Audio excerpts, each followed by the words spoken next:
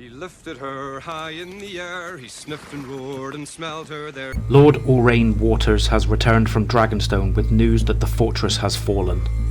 This was good news indeed, considering that word from the Reach mentioned the Iron Men raiding the Arbor and pushing towards Old Town. Aurane indicates that Sir Loras was grievously wounded during the assault and lay dying after having had boiling oil poured on him from the walls. He also holds Loras responsible for turning the battle into a massacre, as thousands of the Crown's soldiers died in the storming of Dragonstone's keep, many of them knights and lords. Ecstatic, Cersei had to deliver the news personally to Margaery.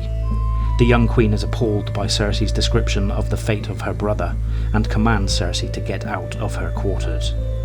Back in her solar, 4 separate men bring word on a dwarf sighting, and one brings her a head. However, none of them bear word related to Tyrion, and Cersei sends them away in frustration. Later, in court, Cersei must deal with several unimportant pleas, and then Septon Reynard arrives. Furious that the High Septon himself did not come before her, she scoffs at his words that the Faith is trying to abolish the brothels in the city.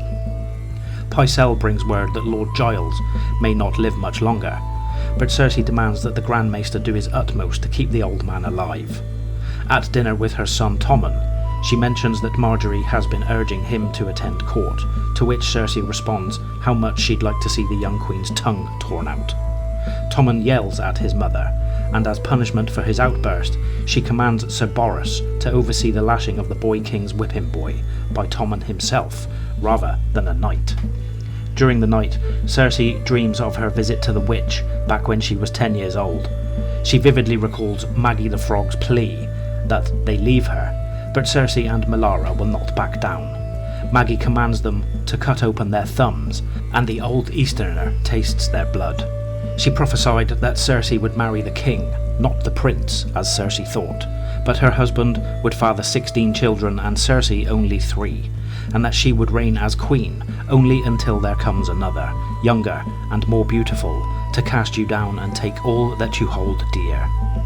Gold shall be their crowns, and gold their shrouds. And when your tears have drowned you, the Valonqar shall wrap his hands around your pale white throat and choke the life from you. Maggie also warns that Melara will die very soon, and true enough, she drowns in a well shortly after. Waking from the nightmare, she sends for Pycelle to make her a potion that permits sleep without dreams. She asks him if seeing the future is possible, but the old maester evades answering by saying, "Should our morrows be foretold?" And to that I should answer no. Some doors are best left closed. Aggravated, she sends for Qyburn, first asking if Felice was still capable of being used to root out Bronn, but the necromancer tells her it is too late for that.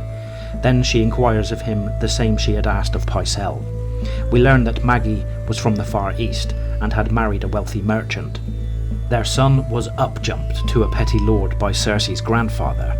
Qyburn tells her that the name Maggie was probably a mispronunciation of Magi, and that blood magic was very powerful. The dechained maester suggests that she already knew how to forestall the prophecy. Seizing upon this suggestion, Cersei plans a foolproof way to have Margaery killed. Deciding that treason would work best, the next day she inquires of Sir Osmond if his brother Osney could defeat Sir Boros in single combat. He implies that it wouldn't even be a match, and wonders if Boros has committed treason. Cersei replies no, but thinks to herself, but Osney has. I demand a trial by combat.